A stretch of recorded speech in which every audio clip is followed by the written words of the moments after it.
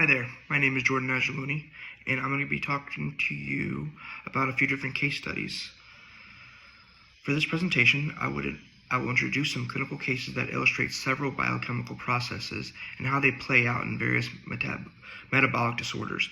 The goal here is to dive into the biochemical underpinnings of each condition, examine the associated metabolic pathways, and discuss the broader implications for patient care.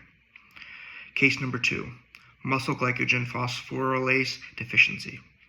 The second case involves a 16-year-old female diagnosed with a deficiency of muscle glycogen phosphorylase, an enzyme that plays a critical role in the breakdown of glycogen in muscle cells during physical activity. And her family had some questions, so we're going to answer those questions now. Number 1, I'm not sure I understand the issue. Can you explain how muscle glycogen is used normally during exercise? So under normal conditions, muscle glycogen phosphorylase, an enzyme, catalyzes the breakdown of glycogen into glucose-1-phosphate during intense exercise or low oxygen states. Serving as a quick energy source, this glucose-1-phosphate is subsequently converted into glucose-6-phosphate, which then enters the glycolytic pathway to generate ATP. The activation of muscle glycogen phosphorylase is primarily driven by an elevated calcium levels during muscle contraction and the accumulation of AMP, which signals an increased energy demand. This pathway is reserved when the body needs emergency energy, like during periods of low oxygen and blood sugar. Their second question was, I really like to take long walks. Will I still be able to do this with my friends? I believe that movement and walks outside are very important, both physically and mentally. Now, regarding long walks, it's safe for you to participate in low to moderate intense activities called aerobic exercise. This includes walking and other less intense activities, so you should be fine as long as you do not start running. The reason aerobic activities are safe is because they predominantly utilize blood glucose and fatty acids rather than glycogen. With appropriate pacing and rest breaks, you can continue to enjoy your walks. Your body is an amazing feedback device, so don't forget to listen to it. It will tell you what it needs. Just remember, after your walks, you will most likely feel fatigued. So, give yourself some time to rest as well as rehydrate and eat a healthy snack or meal. 3. As a result of this deficiency, will I need to get up at night to eat and maintain my blood glucose levels? I don't think you would need to wake up throughout the night. Hormone insulin is usually regulated by blood glucose levels. With your condition, hypoglycemia is possible after fasting or exercise, since you have a lack of glycogen stores in your liver to use as backup when blood sugar drops. Seeing a doctor will always be a beneficial move when starting or trying anything new, so that's highly recommended. I'd strongly recommend that you eat a balanced diet, which includes lots of protein as well as uncooked cornstarch before periods, as fasting as an example. This change will help promote glucogenesis and prevent you from having to regularly wake up throughout the night for feedings most of the time. But I would still wear a continuous glucose monitor just to make sure, or check your blood sugar regularly so that you can establish a good baseline. 4. Do I need to worry about producing excess lactate during intense anaerobic exercise?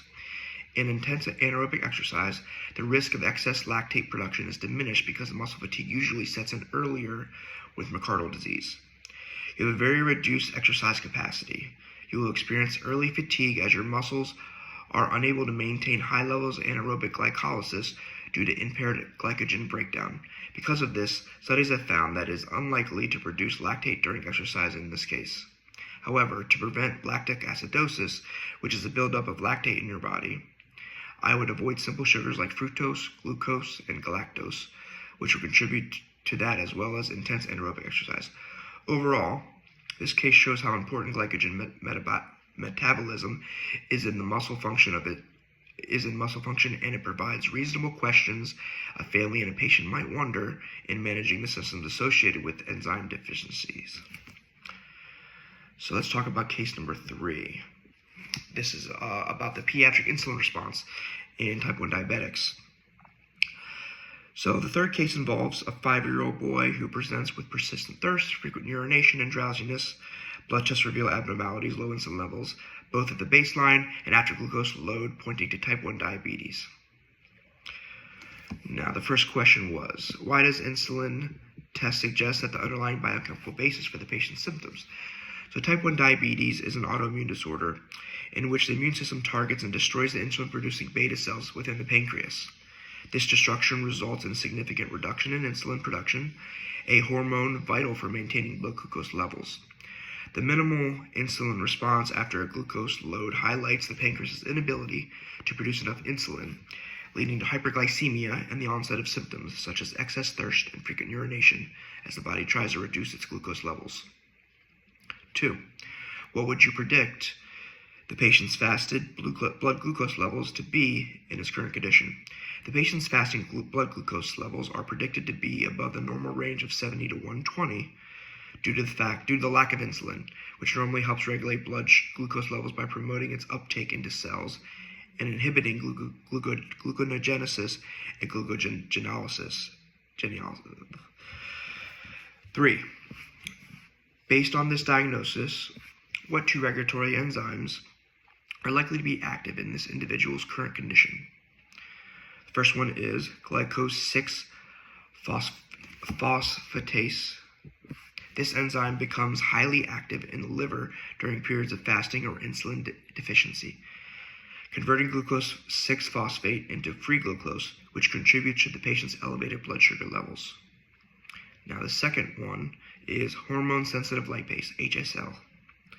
When insulin levels are low, HSL activity increases in adipose tissue, breaking down triglycerides into free fatty acids and glycerol. These byproducts are then used for energy production or gluconeogenesis, further contributing to the metabolic imbalances seen in diabetes. Now, this case highlights the essential role of insulin in maintaining glucose homeostasis and the significant metabolic disruptions that occur in its absence. So, in conclusion, these cases together illustrate the complex interplay between enzyme function, metabolic pathways, and the resulting clinical symptoms. Grasping these connections is essential for accurately diagnosing and managing metabolic disorders. Each case offers valuable insights into the biochemical foundations of the disease and underscores the importance of personalized approaches to patient care. Thank you for your attention, and I'm happy to take any questions that you may have.